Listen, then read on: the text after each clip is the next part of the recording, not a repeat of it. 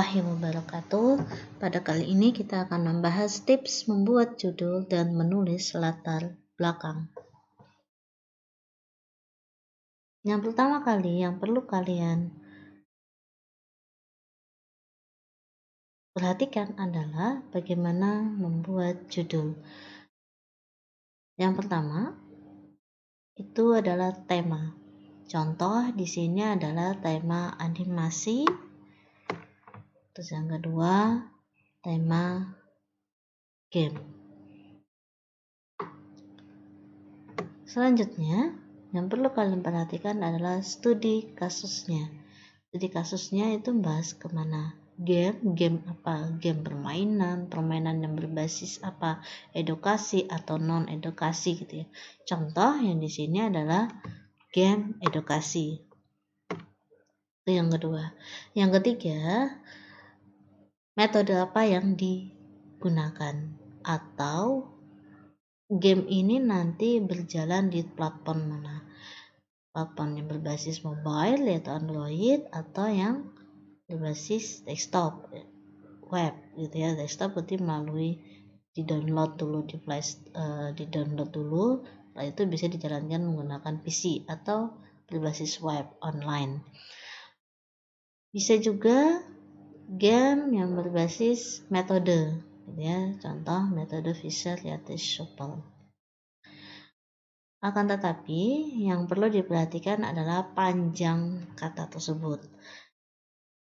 Kata judul maksimal jika bisa tidak lebih dari 10.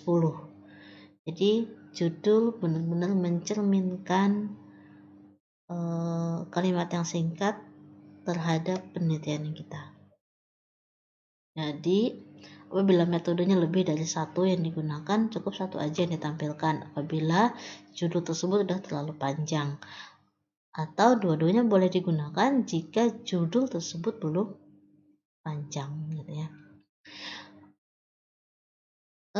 Cara menulis judul, cara menentukan judul itu ada beberapa tips.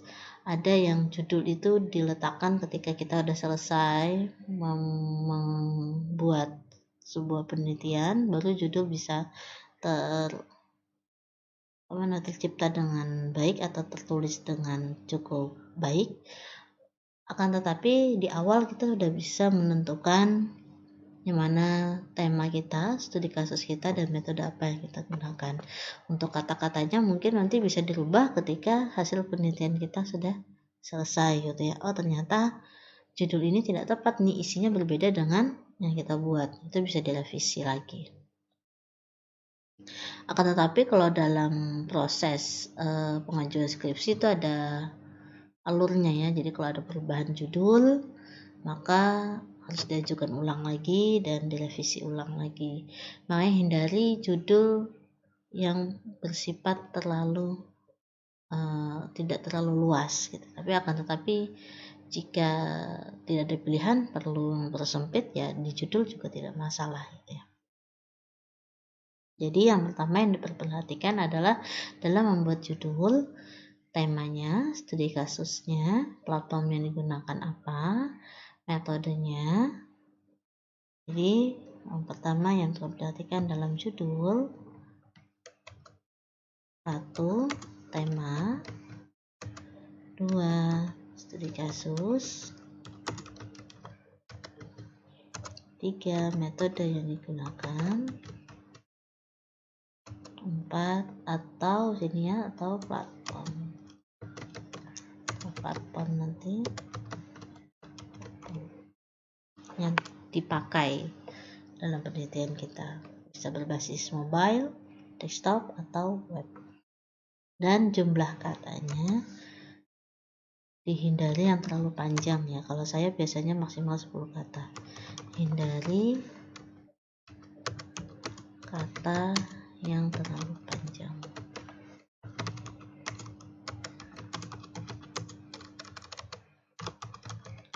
Maksimal 10 kata.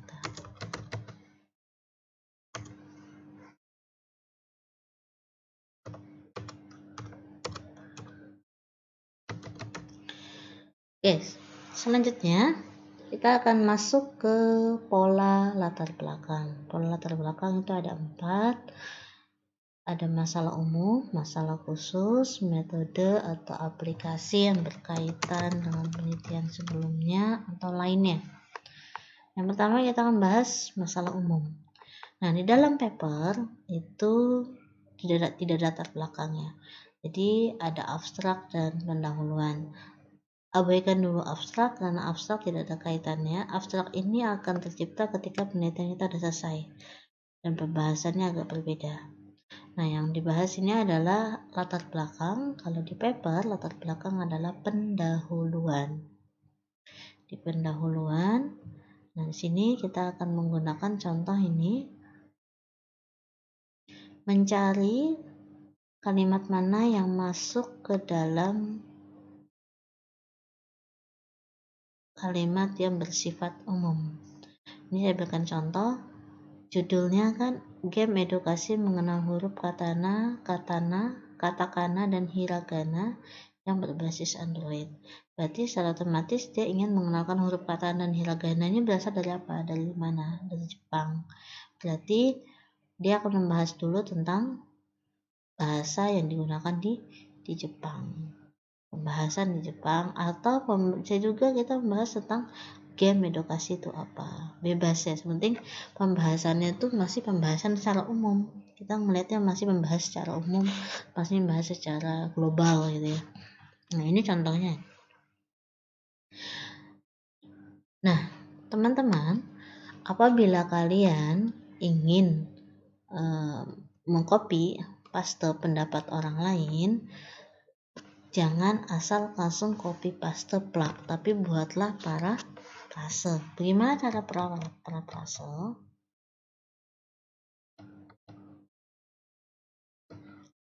Parafrase ini saya berikan contoh ini.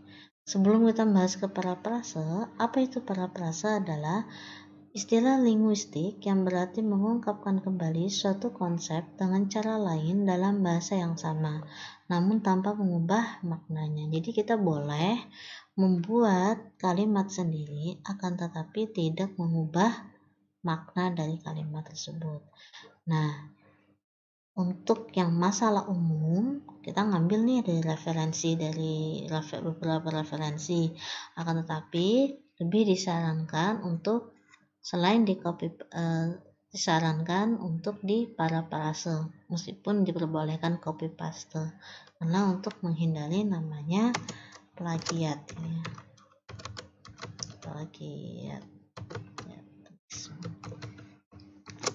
Namanya plagiatisme. Makanya disarankan untuk parafrase pendapat orang lain, akan tetapi tidak mengubah makna. Kita berikan contoh ini. Ini tadi saya sudah copy paste dari pendapat dari salah satu paper yang ini. Saya copy paste. Setelah itu, ini hasil dari parafrase saya. Saya coba jelaskan. Di sini kebutuhan penguasaan bahasa Jepang di Indonesia saya rubah jadi di Indonesia penguasaan kebutuhan bahasa Jepang. Selanjutnya, kalimat yang asli sudah menjadi prioritas yang harus dipenuhi. Saya rubah sudah harus menjadi perhatian yang disebabkan di sini yang harus dipenuhi karena, nah di sini diganti disebabkan, kegunaannya diganti kemanfaatannya dalam berbagai hal. Sini juga sama, dalam berbagai hal. Kata seperti saya rubah jadi contoh, adanya beasiswa melanjutkan studi di Jepang, adanya pengajuan beasiswa. Jadi ini adanya beasiswa, sini dalam pengajuan, contoh dalam pengajuan beasiswa di Jepang, sama-sama studi lanjut di Jepang. Menyambut wisatawan Jepang dan lain-lainnya, berbicara dengan turis asal Jepang dan lain-lain. Nah, ini saya tidak merubah makna dari kalimat ini, sama-sama menunjukkan bahwa adanya kebutuhan dalam penguasaan Jepang, karena selain turis asing, bagaimana cara kita berkomunikasi dengan turis asing, tapi juga ada beberapa mahasiswa kita yang ingin melanjutkan ke Jepang, yang dimana Jepang itu mewajibkan yang ingin melanjutkan itu harus bisa berbahasa Jepang gitu ya. Meskipun bahasa dunia adalah bahasa Inggris, tapi mereka mewajibkan tetap harus bisa berbahasa Jepang. Nah, untuk teman-teman, apabila kalian mengcopy paste pendapat orang lain, jadi di dalam masalah khusus ini bisa tergabung banyak pendapat atau banyak referensi, tidak harus satu referensi. Bisa referensi 1, 2, dan 3. Jadi teman-teman, apabila teman-teman mengambil referensi, baik itu langsung copy paste tanpa ada perubahan kata sedikit pun, atau di parafrase ada yang dibuang, ada yang dihilangkan, harus ada sitasinya. Sitasi itu ini ya, harus ada sitasinya. Sitasi itu ada dua teknik penulisan, ada yang format E dan ada format American Style. E itu identik dengan kurung siku, angka, tutup lagi, itu biasanya identik dengan format E. Sedangkan American Style itu format dengan nama dari penulis tersebut, nama dari pemilik paper, dan apabila pemilik paper lebih dari satu orang bisa kita singkat dengan dan kawan-kawan. Setelah itu kita masukkan tahun berapa paper tersebut. Itu cara sitasi. Sitasi ini baku setiap format yang dituju. Kalau formatnya dia punya format baku sendiri. Untuk American Style dia juga punya format tersendiri. Dari yang kita rujuk sitasi ini, maka harus ada daftar pustakanya. Di daftar pustaka untuk E itu urut berdasarkan kemunculan angkanya. Jika dia nomor 1 kemunculannya Agus, maka yang keluar adalah Agus. Nomor 2 maka Abi. Sedangkan American Style itu di daftar pustaka urut berdasarkan abjad. Apabila di sini Agus, di sini Abi, maka yang sama-sama A yang dilihat adalah yang mana yang kedua huruf keduanya lebih awal, yaitu yang Abi. Maka Abi duluan yang masuk pertama kali di daftar pustaka. Untuk lebih detailnya untuk penulisan daftar pustaka itu ada format penulisan sendiri. Kalau di panduan skripsi juga ada, ya ditentukan. Setahu saya sekarang yang dipakai adalah format E. Tapi bisa dicek setiap prodi memiliki cara teknik dalam penulisan daftar pustaka masing-masing. Itu teman-teman. Selanjutnya adalah masalah khusus, hampir sama dengan masalah umum, akan tetapi masalah khusus itu sudah masuk ke dalam pembahasan yang lebih detail, pembahasan yang sudah masuk ke studi kasus. Kalau di sini studi kasusnya adalah berupa huruf hiragana, maka dia langsung membahas tentang bahasa Jepang yang menggunakan kata sandi berbeda, yaitu huruf hiragana dan kata kana. Dia membahas memiliki pendapat sendiri tentang huruf hiragana dan kata kana. Jadi udah mulai menjurus ke studi kasusnya, kenapa dia mengambil tersebut. Dan ini juga kebetulan si penulis mengambil pendapat ini dikuatkan dengan penelitian yang sebelumnya. Kenapa dia mengambil permasalahan pembelajaran edukasi katakanlah hiragana? Karena di sini dianggap bahwa ada beberapa faktor yang menyebabkan belajar bahasa Jepang itu banyak kesulitannya. Itu beberapa faktor yang menyebabkan kesulitan dalam belajar bahasa Jepang. Melalui dari penelitian sebelumnya, ada yang mengungkapkan bahwa hiragana dan katakana dan hiragana sehingga tidak dapat membedakan bentuk huruf yang mirip karena kurangnya berlatih menulis. Itu. Nah, poin yang ketiga, metode atau aplikasi dari pembahasan penelitian sebelumnya. Maksudnya apa? Ini adalah kalian mencari referensi yang menguatkan metode yang kalian gunakan dan menguatkan aplikasi yang kalian gunakan dalam studi kasus kalian dari penelitian-penelitian sebelumnya. Contohnya ini dia menggunakan basis mobile ya, platform. Kalau ini dia lebih ke arah platform, yaitu berbasis Android. Maka dia membahas fokus penelitian yang berkaitan dengan Android. Kenapa dia menggunakan Android dan lain-lain. Di sini diungkapkan bahwa menggunakan aplikasi pada perangkat mobile dalam membantu proses pembelajaran seperti game, edukasi, banyak penggunaan berbagai aplikasi mobile saat ini mendukung dalam penerapan game. Jadi kata-kata bahwa perangkat mobile itu bisa membantu proses pembelajaran bukan hanya sekedar dari pendapat dia pribadi atau asumsi dia pribadi, akan tetapi dikuatkan dengan penelitian sebelumnya. Jadi contoh ini penelitian mengenai media pembelajaran pada perangkat mobile pernah dibahas sebelumnya oleh Setiawan. Jadi bukan hanya asumsi di pribadi, tapi penelitian-penelitian sebelumnya juga menggunakan perangkat mobile dalam pembuatan game edukasi. Seperti itu. Jadi kalian tidak harus satu sumber ya untuk memberikan referensi, di banyak sumber juga boleh.